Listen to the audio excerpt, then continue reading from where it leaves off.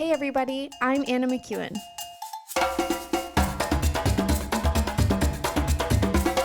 And now for Bob Switzer with the epic narrative.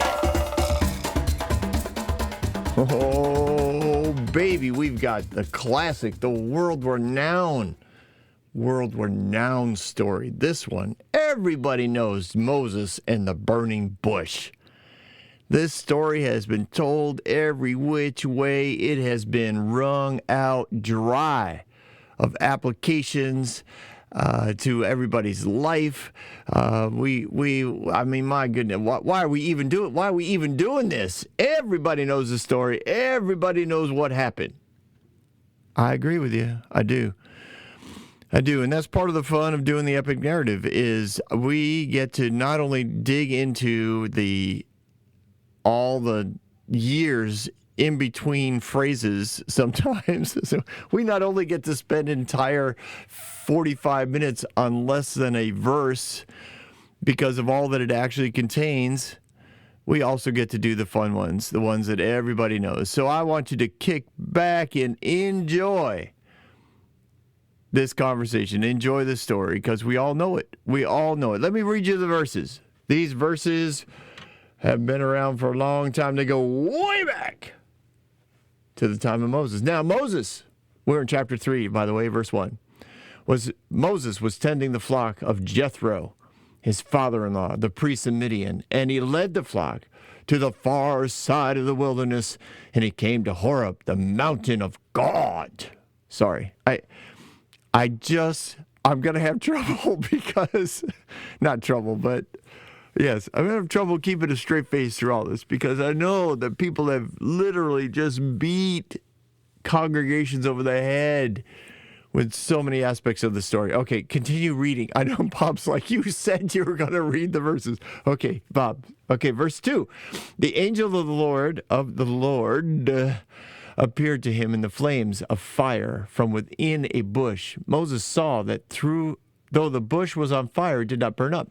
So Moses thought, I will go over and see this strange sight, why the bush did not burn up.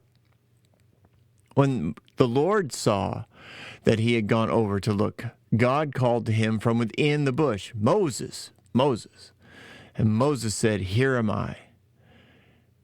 Do not come any closer, God said. Take off your sandals, for the place where you are standing is holy ground. I'm sorry. How many times have I heard this message? Oh my gosh. You are standing on holy ground. Oh, so many preachers thought their churches were holy ground, right? You are in the presence of God. You're on holy ground.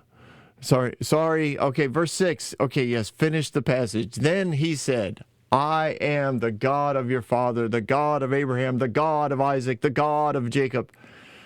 At this, Moses hid his face, fell on his face, because he was afraid to look at God. And you stand before God with your brazen face looking upward, calling him your friend. You should be on your face before God, for he is holy. Oh, I'm sorry. All right. Bob's like, ooh, we're in for quite a ride. Yeah, I know. I'm going to try not to.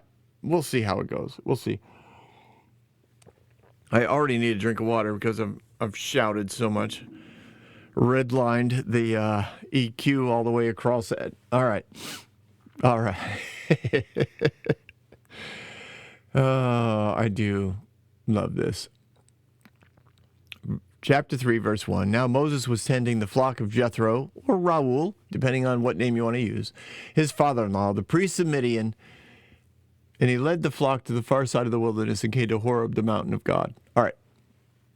Ta-da! Moses kept the flock of his father-in-law, which means Jethro would be the head of the family. So Moses was in charge of the family business, which means that his sister-in-laws were also under his charge, and the business impacted them.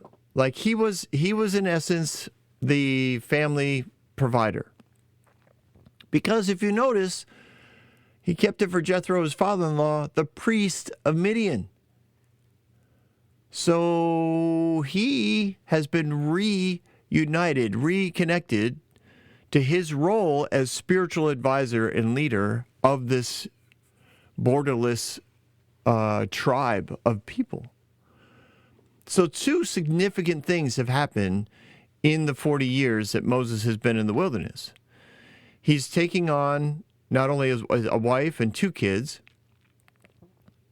but he's begun, he learned the business of keeping flocks, multiple animals, but keeping flocks. He expanded the business.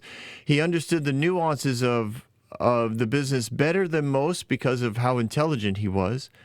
And he innovatively created a flow. He went further into places where other shepherds wouldn't go in order to find better grasses and better water for his flocks. Like, all of this is going on in those 40 years. And I know we not touched on it. We spent time on it in our last episode, but I just want to remind you, this is all involved in these phrases. And then during that time, Jethro got reignited into his passion for God, because he's in his conversations with Moses, in essence taught him about this one God, this God Yahweh, this God of his true heritage, even though I'm sure, the story of why he was seen as an Egyptian, dressed like an Egyptian, trained as an Egyptian, all of that would have been something of great interest. And it's a story that you can tell like anybody's journey. Like, I can tell you my life story in 5 minutes, right? I just got to hit the highlights. Boom, boom, boom, boom. Raised in a Christian home. Went to a private boarding school, Christian boarding school, really loved the church, fell in love with God, gave my life to him. Went to a Bible school institute where I met my wife, went to a Bible college where I ultimately got a degree, even though technically I left with a couple credits short because an opportunity opened up for me to go into full-time ministry, and that's what I did. I did follow up and eventually graduate years later, like 10 years later. Went into full-time ministry, traveled with my own spiritual journey, kind of forced me to travel. So I went from an ultra-conservative Baptist background and ministry, almost cult-like in its religious mindset. Went to a church that ministry where I started was down in Florida. Then I went to West Virginia where I worked as a youth pastor. Then I went to Cape Cod because my dad had serious health issues, and we wanted to be near him, have our kids know him. At that point, we had 4 children. They really had never gotten to know my father, so we moved to Cape Cod, took on a part-time ministry and full-time work elsewhere, mostly as a painter, sometimes as a convenience store worker. Left there because of clashes with philosophy and theology. Ended up at a youth camp in Pittsfield, Massachusetts, where I completely deconstructed my faith and reconstructed my faith without fear of losing my paycheck, which is usually why I think a lot of people in ministry don't do any sort of spiritual growth, significant spiritual growth, is because once they take on a full-time position, now their livelihood depends on their belief system, and they really can't be challenged in their belief system because, well, their family might go hungry. And that's a legitimate concern and an unfortunate one that too many have to deal with, and something we probably should look into sometime.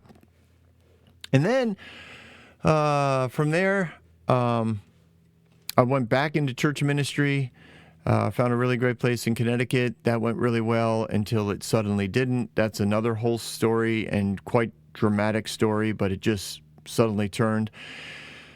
And from there, I ended up at a small church in Massachusetts, where the first year I was a complete missionary. We had to raise our support to go, but felt very strongly that this is where God wanted us.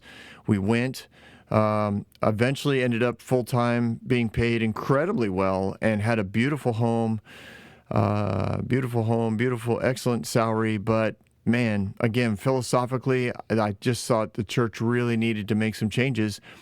And I thought it was more local, But after we left that church through an invitation of the Lord to either, and it was an invitation. He said, you can stay, but don't try and change anything. It will just cause a lot of trouble, relational trouble and spiritual trouble for a lot of people. You can stay, like it's a good paying job. Don't feel bad about staying. Or you can, I'm inviting you to something else where you don't know yet, but if you're willing to go, pack up and go. So we chose to take that journey, and at the time of this recording, we're still on that journey. Sold everything, bought an RV and a truck, and we traveled the country and saw, my goodness, an amazing things all over the country. Visited family and friends, went to events, reconnected with people.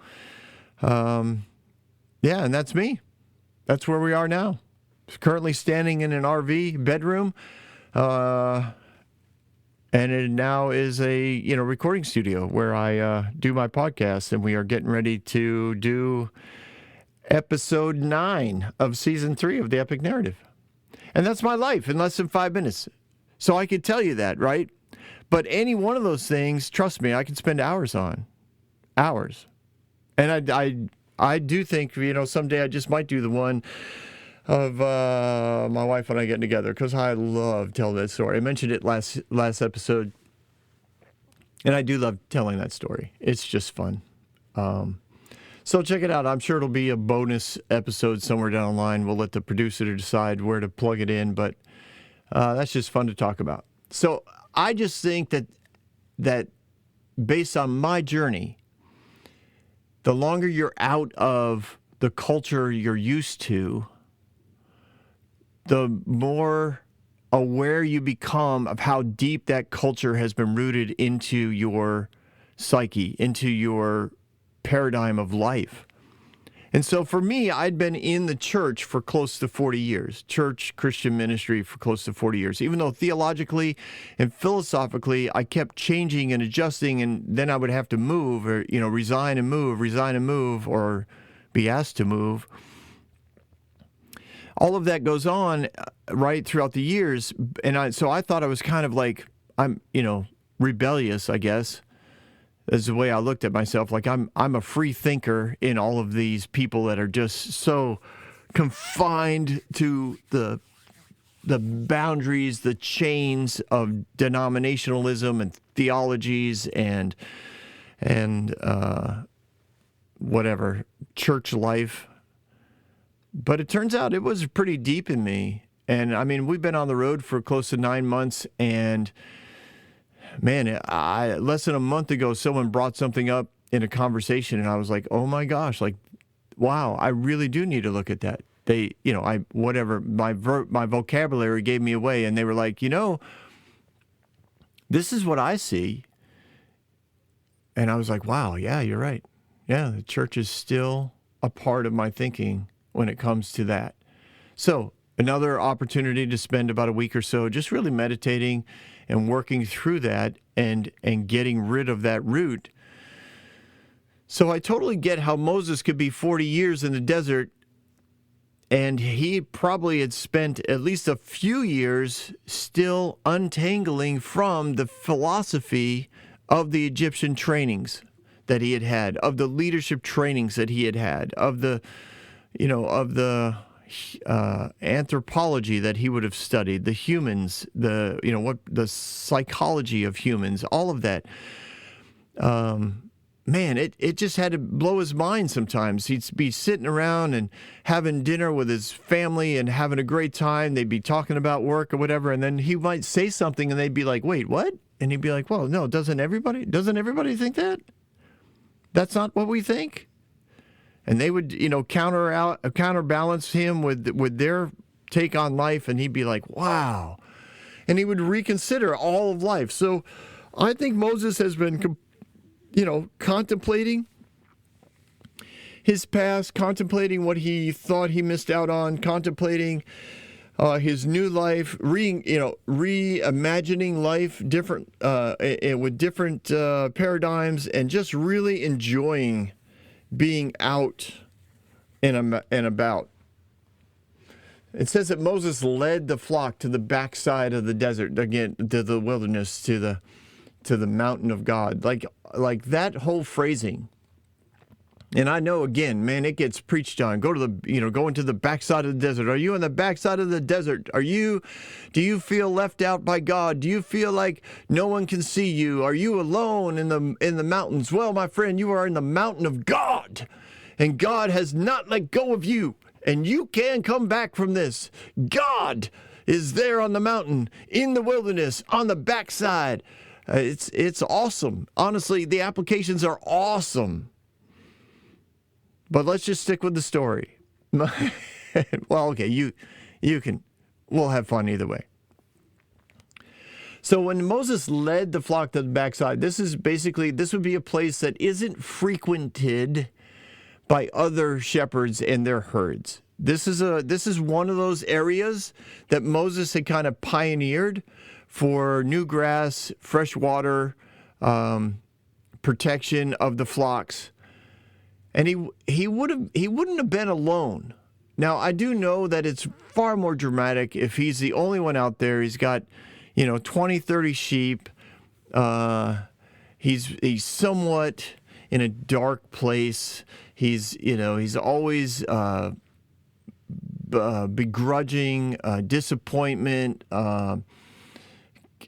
Almost depressed by the fact that he had been kicked out of Egypt, that nobody loves me, everybody hates me. Now I'm stuck here in the desert. I have a wife and kids I have to keep track of. Like, I do understand that psyche that people want to picture Moses in. I can't anymore because of all the study I've done. Like, he's just way too big of a character. I do understand he might have had some down days. Like, I'm not saying he was always on top of his game. I'm a fairly joy-filled person, but periodically, like, you get a bummer day. You get a bummer day, especially when you think, man, what is God doing with me? I mean, like I said, I'm 9 months in an RV and really haven't landed anywhere. I'm having fun, but yeah, it's a natural thing to question things. But I don't think he lived there. I think he would have known better than to stay there. And he understood God enough. He watched his father-in-law be reignited in his passion for leading people in their spiritual journeys. He had children that I'm sure caused him much laughter and joy with his wife. His journey wasn't over. He just didn't know where it was all going to go. But he's on the backside of the mountain, and there would have probably been other shepherds. Now he oversaw them. Remember, he was tending the flock. He tended to oversee things. He would wander between flocks and other shepherds. So he might have been alone in this scenario, but he wouldn't have been the only one on the backside of the mountain. He might have had some sheep with him. He might have been transferring sheep from one, cool valley in the crevices of the mountain to another, to connect with another shepherd, with another group. I don't know. And neither do you. So use your imagination. It's okay. You can't be wrong. So as he's going, it captured his attention. His attention is captured by a burning bush. Now, we'll call it common. It's not an everyday occurrence that one of these sage bushes that has been dried out would burst into flames. It was not an unknown event out in the desert. But generally, they didn't last long, right? Just kind of, it's kind of like burning a dried Christmas tree. I don't know if you've ever done that, but man, at least in the Northeast, we've done it many times because we often lived in an area where you could have what we called burn piles, and I love clearing land. I don't like being pressured to do it, but it's something that I just do. I don't know. It's weird. But I just like doing it. I like recapturing it or making making nature enjoyable, like to be in, to be able to walk or ride your bike or whatever. And so I've cleared a lot of land, chopped down a lot of trees, whatever. Always had a burn pile going, and some of them were quite epic. You can talk to my kids. We used when we were at the camp in Pittsfield, Massachusetts. Oh baby, did we have burn piles? Because we had all kinds of land to clear, and I had at the time 3 boys and an amazing daughter. But generally, me and the boys would go clear property, just drag stuff out, cut things down, and then we had this pile. We would just all throughout the year. Then when the burn season would come up, which was usually, early spring when the snow is melted and the ground is really wet and sloppy, and it's the idea of forest fires are pretty downgraded to pretty low levels, then we'd light this thing up, and man, it would literally burn all day. And I often had to put it out. So I don't even know why I said that. Where, Bob? Help me out. It's just fire. So there'd be a little burst of flame, little smoke over, behind a rock or whatever, and it'd be like, oh, it must be one of those bushes that caught on fire. So he sees it. It's not unseen before, but it's also super common. Not super common, but it was a known thing, right? So it pops into flame, and he expects it to die down, and it's kind of lingering more than usual, the smoke. So I picture him kind of wandering, kind of take a look like, wow, that's a little bigger. Oh, that's right. I was talking about the Christmas trees. I totally forgot till right now. Yes. So Christmas trees were awesome on burn piles, and I would, we'd throw it on the pile, but we couldn't, burn until spring. So we would often pull it off because, man, you would kind of wait, and then you'd throw it on as the fire was dying down and just watch the smoke. I mean, just the crackling of the pine sap, because no matter how dry the Christmas tree was, it still had sap in it. And the dry needles would just burst into flames. But first there'd be this heavy smoke, white billowing smoke, and you'd hear the crackling, and then the flame would kind of pops up through the white smoke, and then all of a sudden it's like, and it gets super hot, and then it's gone. It's just like, and then you just step back and go, man, that was so cool.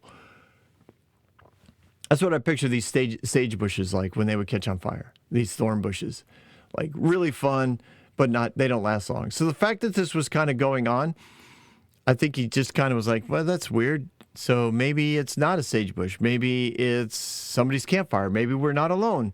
Well, he probably didn't think he was alone, but who else is up here on the mountain? And I picture that he kind of walked around and he sees, the flame. Now, again, I love to refer to the Ten Commandments because it's such a great scene.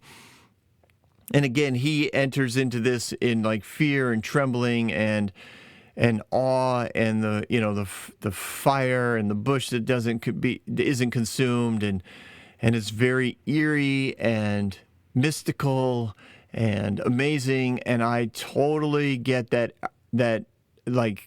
yes, go with that. It's awesome. But for me, I think he comes around the corner and he sees this bush, and he's just kind of staring at it because it's a fire. I don't know anybody who doesn't stare at a fire. You just stare at it. There's something about it, right? I mean, it's mystifying. It's mesmerizing. People will stare at a campfire, and then they'll watch it, if they run out of fuel or it's late at night and then it goes down. And then you just keep staring, and you watch the coals slowly go dark, and you keep staring, and you keep saying, oh, there's one, and you find the 1 or 2 areas of coals that are still rolling 20 minutes after the flame is out, 30 minutes after. You think, wow, it's still going. This is crazy. Look at this. And then eventually you get out the water, you throw the water on there, and it's still hot. The steam comes up right out, Anyways, so fire is mesmerizing. And I think he's staring at it going, this is just a burning bush, but what is going on? I've never seen one burn this long. And after a reasonable amount of time, he's like, wait a minute, it's actually not burning at all. I don't know how far away he is when he's watching this, but it says Moses, the angel of the Lord appeared to him in flames of fire from within a bush. Moses saw that though the bush was on fire, it didn't burn up. That word saw means it wasn't like an immediate thing, like Moses is walking along and the bush next to him bursts into flames and he jumps back and he's like, whoa! And then he's like, wait, the bush isn't being burned up. What's going on? What he realizes is that the flame is not actually on the bush. It's actually within the bush. And I think he knows something's up. And this is what's amazing. It says, Moses thought, I will go over and see this strange sight, why the bush does not burn up. This is huge to me because this shows that Moses made a choice. He had a choice. Like, if anything, we need to understand that when God speaks to us, we have a choice. God is always inviting us. He didn't force Moses to come over. He captured Moses' attention and he waited. I mean, if we can apply that to our lives, right? How many things has God used to capture our attention and we've chosen not to go pay attention to it? He captured our attention, we looked at it, and then we said, I'm not going to go over there. I'm going to keep doing what I know to do. I'm going to do what I'm comfortable doing. I'm going to walk the way that I know to walk. I'm here in the mountain, on the backside of the mountain. I've got a job to do. I'm tending flock, whether you think he's with other shepherds or not. It's regardless. He had a choice. Do I go with what I know, or do I go towards something that I think God is capturing my attention with? It says when he saw that it didn't burn, Moses thought, I will go over and see this strange sight. I think he honestly believed and understood this is a spiritual thing. Moses would have been very familiar with spirits of all kinds. He'd been around many an idol during religious ceremonies. He had been and seen, I'm sure, some very interesting and spectacular supernatural events. Whether they were energized by demons or not is irrelevant. He's seen them. So when he sees this, he's like, yeah, this is strange. This is something I'm going to pay attention to this. I'm going to give some attention to this. It's fascinating to me that a lot of times we brush over this. Oh, of course he'd go see it. This is very strange. No, he made a choice. He saw it, and he said, I will go over and see. In other words, I'm gonna spend some time investigating what's going on here. Why the bush does not burn up? Because it's clearly not on fire. There is a flame in it, but it is not on fire. So why is the bush not burning up? So this is God, right? When the Lord saw that he had gone over to look. So God's paying attention. He always pays attention. He doesn't force us to do anything, like I said, but he is ready for whatever choice we make to extend his goodness. And he says to him, okay, I mean, it not says at this point. He looks and he says, oh, good. There he goes. He's coming. He's going to go to the bush. This is awesome. He's going to go over and have a look. I'm going to talk to him. And out of the flames, he says, Moses, Moses. And Moses says, "Here am I." It's fascinating, right? God can use anything to capture our attention. Sometimes it is supernatural, but sometimes it's what we would call natural things. He can capture our attention through artistry of all kinds. Like there are certain artists that capture my attention. I particularly enjoy impressionist art, and I am fascinated by Salvador and Picasso. His cubisms blow my mind. So there's impressionism. For me, I'm fascinated how somebody can give you such an amazing picture of what poppies look like. And when you get up close, it's like but you can't see it. Like it's I don't know. It's fascinating. You step back and it's like, wow, that's an amazing piece of art. And you get up close and you think it just looks like all these crazy scribblings of color. How in my mind, right? How do you look at that field of poppies? And I'm just picking that particular art. Monet, how do you know if I just dab and stroke these colors, these combinations of colors, this nuance of green, this nuance of brown, and there's a little bit of orange, like you get it. How did he know where to put that stuff? It's fascinating how his mind worked. And for Picasso and Salvador, they're so weird, and yet again, for me, they capture me, right? It's an invitation to spend more time staring. I just want to put it together, and I'm pretty good at it, at understanding it, just because I've applied myself to trying to understand it, because it's inviting. So the Lord can use things to invite us. It doesn't have to be supernatural. It could be very natural. It could be artistic. It could be spiritual. There could be something that you interact with on a spiritual level, whether it's through meditation or reading or a service or a conference or whatever. Like it could capture you, but it's the idea of he captures your attention and it's an invitation for something else. It's an invitation. Even the miraculous healings that I've seen, it's an invitation to proceed. It's an invitation to be part of a process to increase your faith, not to stay there. Moses could have stayed on the outskirts and just watched this bush that didn't burn, made a few mental notes, and then went on to talk to other shepherds, to be like, you would not believe what I saw today. An amazing thing. There was a flame within a bush, but it didn't burn the bush. It was very spiritual.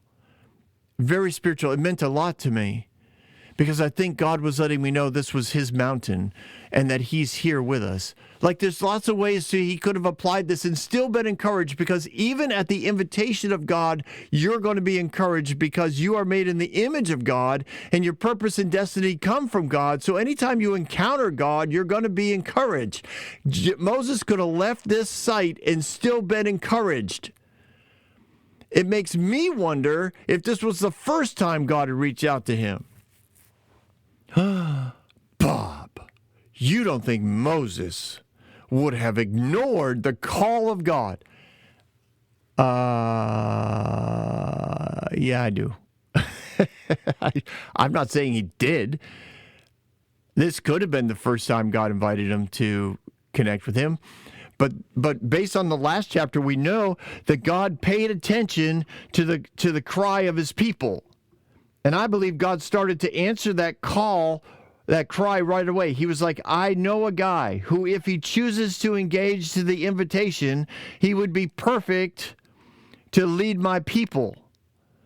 And I think he started to reach out to Moses right away. Was it the same day? Some people say yes. There are religious teachers that are like, yes, the same day that Israelites cried out, Moses saw the burning bush. Fine. That's awesome. I hope that's, that'd be great if it was true. But I don't think it has to be true. Because God is so consistent. He's always looking to connect. Supernaturally, naturally, artistically, spiritually, relationally, it's physically, like he's always looking to connect. Was this just a more dramatic reaching out? I don't know. But there it is. When why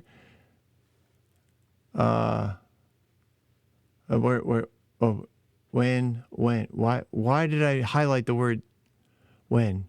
When Moses turned to investigate. That's a time thing. Is that a quote? I don't even know. Then God spoke. Oh, I see. Okay, that's what I was saying. Just keep reading your notes, Bob. Yes. So when he turned, that's when God spoke. So when Moses took the opportunity to say yes to the invitation, that's when God speaks more. And that's when God spoke. He's like, "Hey, Moses. It's not like a big amputator. Amphitheater. Thank you. Wow, my brain. It's not a big amphitheater voice. I don't think. Now, maybe it is in your mind. I know it was in the Ten Commandments, right? Moses. And Moses starts to shake. Here am I. Don't come any closer, Moses. There's nothing in this language that indicates God's trying to scare Moses or put the fear of God in him. God's looking to reconnect with one of his children who has been out in the desert for a while. He's letting him know again, listen, I haven't forgotten you. Moses, I believe, has been searching, seeking, and pursuing God for years now. I don't think that this is a big amphitheater moment. I think the power of God isn't here to crush us. I don't think that the power of God is here to consume us, even in our weakness. And I think that's one of the things he's showing him by being in the bush without consuming the bush. This is a very weak plant, so to speak, kind of unstable, easily burned, and yet God doesn't consume it. He's showing Moses, listen, I'm not a God who destroys. I'm not a God who forgets the frailty of life. And then he calls to Moses by name. And Moses responds, yes, it's me. Here am I. Moses is letting him know, yes, you got the right guy. I am Moses. And I am available, as I've always been. And God always knew that. This is all about reconfirming with Moses and renewing Moses and connecting with Moses. He's like, Moses, take off your shoes, for the place you are standing on is holy ground. Why would he say that? The ground is the ground. It's all holy. I believe what God is showing him is, listen, I want you to know I don't want anything between you and me. I want complete connection to the frequency of the world that I created for you are in my image. I want to feel you touch the ground. It had to be so symbolic and so meaningful for Moses. I watch, my wife loves the beach. she can't be on a beach without taking her shoes off. We've been at, on the North Shore of Jersey, where I have some family, and it's, January or December because we're there for Christmas. We go to the beach. She takes off her shoes, her socks. She has to feel the sand in her toes. There's something amazing about it. I think that there's something spectacular about taking off his sandals and putting his toes in the dirt. I wonder if it has to do with something from his childhood as well. And he's saying, let's connect on a completely different level. Let's take something that we both know, the ground, and let's turn it into something special just between the two of us. We've had these moments, so you probably have had these moments at church events or ministry events or missions trips where something so common suddenly becomes so holy that it blows your mind and you're so humbled by it. I remember falling on my knees in one of the dumps, the garbage dump that we were ministering in one day. I was just blown away by the presence of God in this place. And I know many have. I know, unfortunately, garbage dumps are like a mission trip central for just about any ministry I've ever known. There's always a trip to the dump. I heard one sad statistic, not statistic, but sad story from a missionary,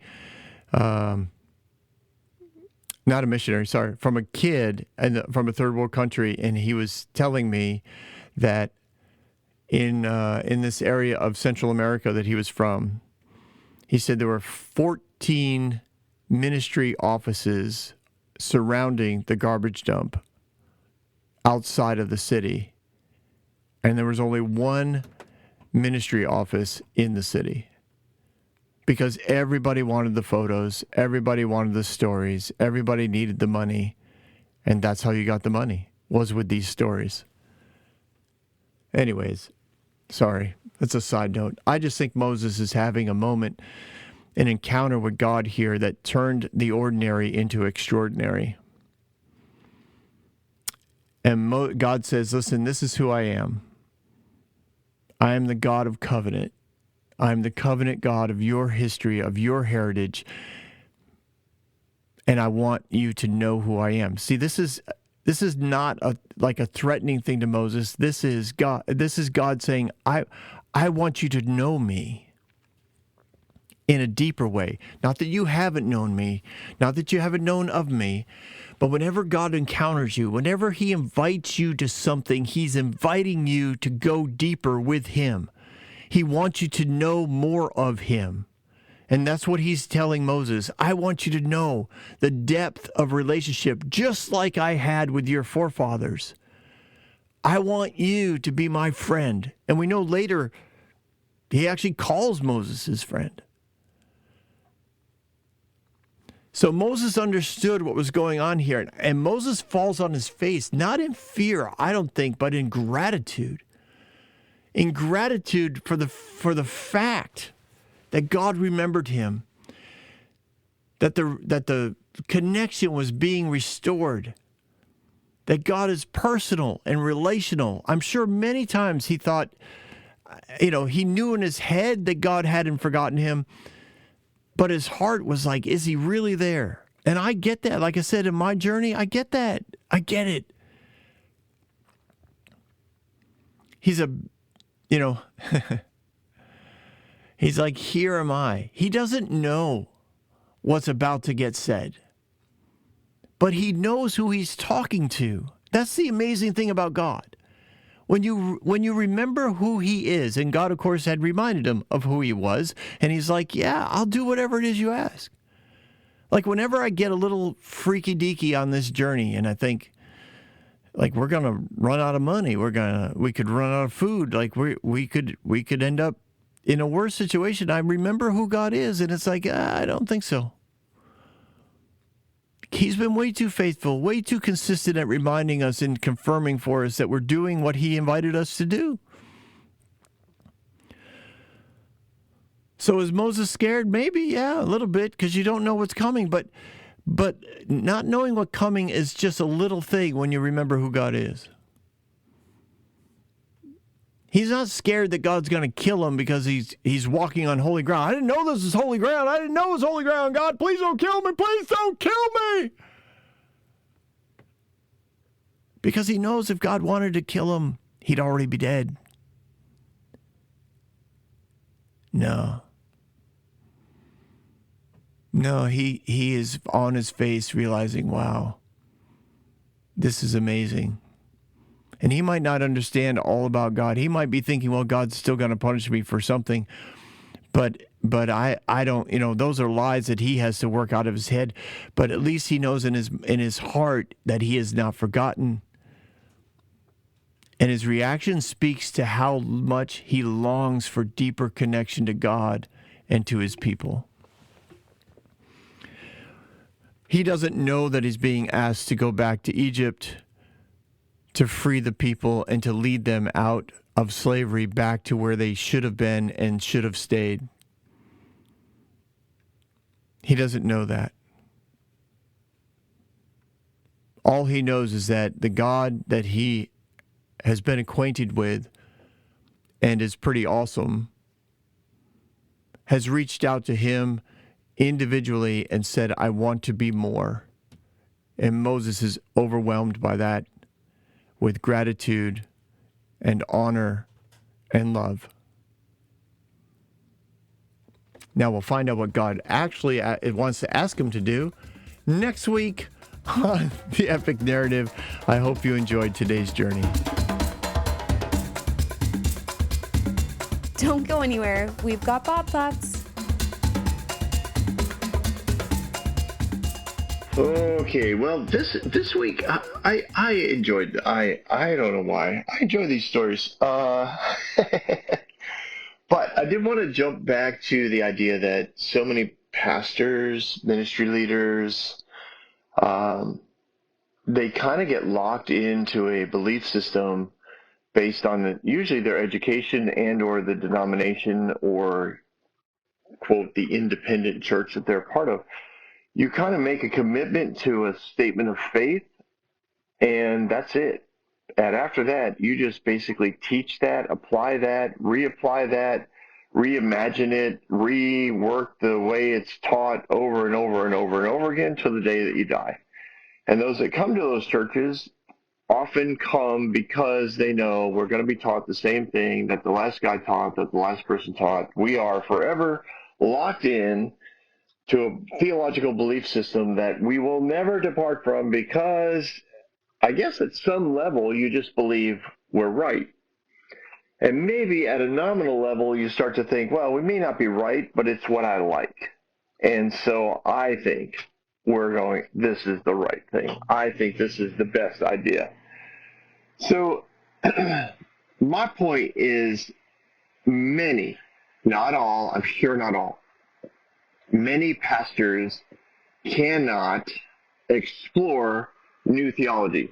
Now, this is something that I mentioned in this episode, how I went away to this, not went away, but in my path, for whatever reason, maybe because I didn't go to seminary, I never felt locked into a belief system that would have kept me from exploring these things. Trust me, the first place I worked for, I knew as soon as I started exploring the concept of grace, I knew it meant my job. I knew if word got out that I believed in, I know for some they'd say, well, you were a hyper grace. No, I literally just started to talk to myself, and I had read a book, and it just ignited these concepts of what if grace, and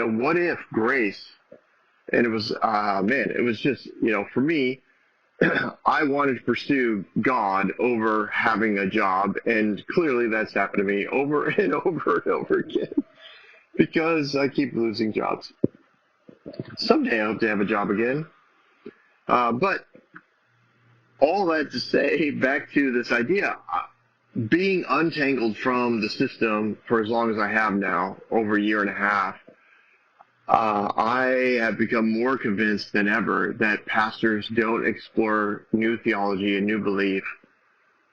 And even saying those words, there are people that would hear those words and be like, "New, you can't explore new beliefs. The Word of God is unchanging. The Word of God is unchanging." It's like, I'm not trying to change God.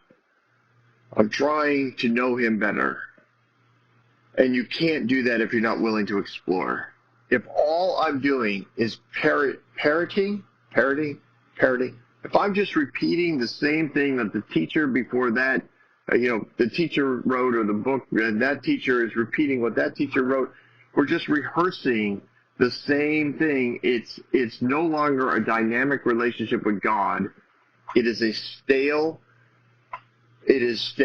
and dead. If your relationship with anyone literally repeats the same stories over and over again, unchanging in their insight, unchanging in the vocabulary, unchanging, then eventually you don't have to meet with them anymore. There's nothing there. It's a dead relationship. And I know many people have dead relationships. And there are many people who like them because they don't actually want a relationship. They want something that they can count on. There's so many country music songs about the fact that they are unchanging, It's sad. It's sad. Relationships are dynamic and interactive and have tension and have joy and have elation and go through tough times. This is the same with God. And if you look at the high level theologies, people like Tolkien and Lewis and C.S. Lewis, and now I'm forgetting, but like theology was discussed for years. Even in the Hebrew world, it is discussed every week to get to know God better. Are they right 100% of the time? No. But they understand that going in. We may not be right, but we are going to explore this and determine something. We are going to pursue this and see if it's something we should keep. It's unfortunate that so many pastors, ministry leaders are locked in to a belief system that they signed up for in college and doubled down on in seminary, and now they literally have nowhere else to go. Their only job is to be entertaining enough to bring you in, to find the right programs to keep you in, to keep the money generated. Like, it's just a treadmill. And I literally don't blame anybody for deciding, wow, this relationship with God is dead, right? The church is dead. I'm done with this. Because we have created a system that does that. It takes the dynamic interaction with God out. Not everyone. I've been around some amazing people, some amazing churches, some house churches. Oh my goodness, house church leaders are so exciting. They remind me so much of missionaries. A lot of missionaries are very dynamic because they have to be. House church leaders, entrepreneurial. They love God, they love people, and they literally just are like, let's just find more ways to do that. Both those things. It's awesome. Anyways, I appreciate you guys hanging out. I think this is fun. We'll look into more time with Moses at the burning bush next week. Have yourself a good day, everyone. If you can help us here at the Epic Narrative, please click the giving link associated there at the bottom of this description of the episode, or you can go to my Bob Thoughts page or my Facebook page, or you can go to the website, thebobswitzer.com, and just give us a hand. We could really use it. We're still on the road. I'm still jobless, probably because of my theology. I'm willing to discuss theology. Well, that makes a lot of churches nervous, but that's all right. My relationship with God is awesome, and I love it. Anyways, if you can help us out, click those links, give us a hand. Thank you guys so much for hanging out. I'll talk to you again next week.